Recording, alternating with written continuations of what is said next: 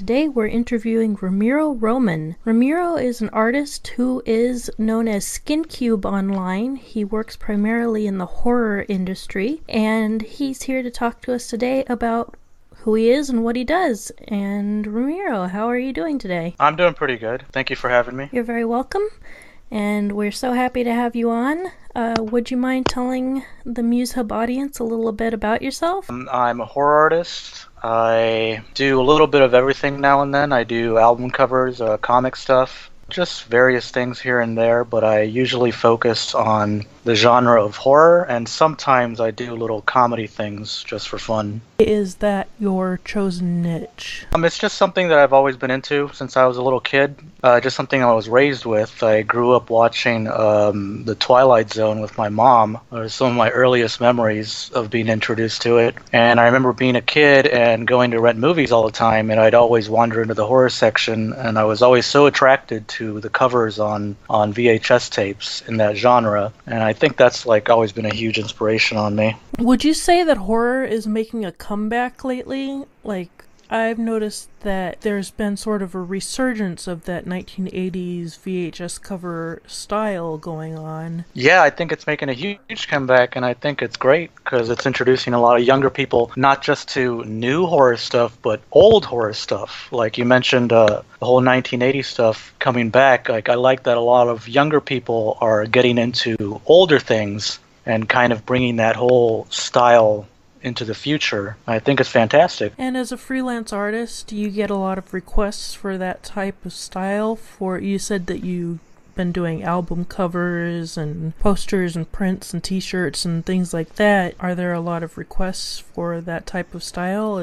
Oh yeah, right now most of the album covers I've done are for Synth Wave artists, which is it's kind of like electronic music styled that takes its inspiration from horror films, stuff from the 1980s, like synth pop or just, electronic stuff from back then. And a lot of those artists are heavily influenced by John Carpenter, just, stuff what you imagine 80s horror to be, like bright lights, neon. So I get a lot of requests for that because that's kind of like stuff that I'm good at, is working with color. And I love doing stuff like that because it's already like a genre that I'm very familiar with. And it's fun to see people come up with new stuff to place within that genre. And you said that you do a lot of work with color. What medium are you working in? Are you a digital artist, traditional?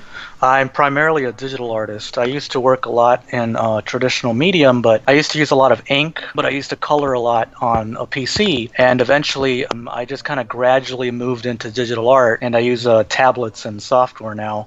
The workflow becomes much faster and easier, and if I make mistakes, I can easily correct them. And it's a lot better, for me anyway, I'm sure it is for other artists, to work with clients this way because, if you're a freelancer, you know that sometimes clients tend to change their mind a lot on something. So if you can send them progress along the way and they'll be like, oh, well, I don't like the way this is looking. You can easily just drop a layer over it and show them, well, this is what it would look like if I did this, or I'll erase this little part, and you don't have to worry too much. With traditional medium, whenever I work with clients and they'd have a problem with something I did, be like, oh, remove this entire section. I don't like it. And by then it was already too late, and I'd have to come up with some creative way to cover it up using white paint or whiteout, and it would always just be a mess. Okay, well, it sounds like you've come up with a way to be very flexible with meeting your clients' needs, and customer service is, of course, something that people worry about a lot when it comes to working with freelancers. They think that they're not going to get the same type of customer service that they would get with a traditional employee. It sounds like you've figured out a way to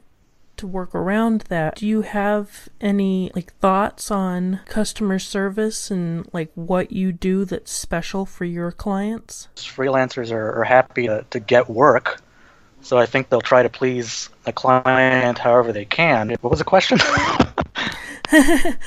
Do you do anything special when it comes to customer service that you'd like to talk about? Why would somebody choose you over a different artist? Oh, I don't know.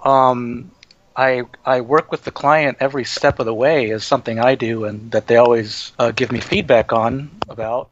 If they want a piece, from the very beginning, I'll start sending them roughs, outlines, sketches, and that way we can both work together to get to where we want to be, to where they want to be, actually, to what closely fits their vision. So I definitely like try to just keep in touch and keep them updated every step of the way. I don't know, I'm just, being nice to people, being courteous with them, being open to their ideas, their changes. Because I guess for artists, like when they're confronted with, oh, this is great, but this is not what I want, they get a little defensive. I just try to keep in mind, like, well, this is their project, what they want. It's best to not let your own ego get too involved when working with clients or customers. Collaborative effort between the client and the artist, I would say, because they're funding it and you're producing it, and there has to be a way to meet in the middle. Yeah, very rarely will I get somebody that's just do whatever you want, and they're totally fine with that, and they're very happy with whatever I make.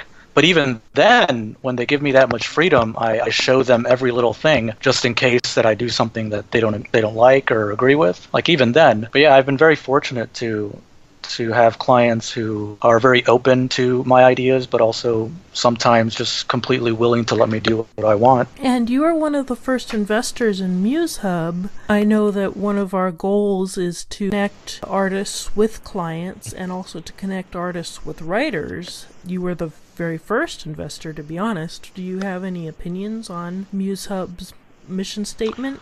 I just thought it was a very good idea. I've never seen anything like it.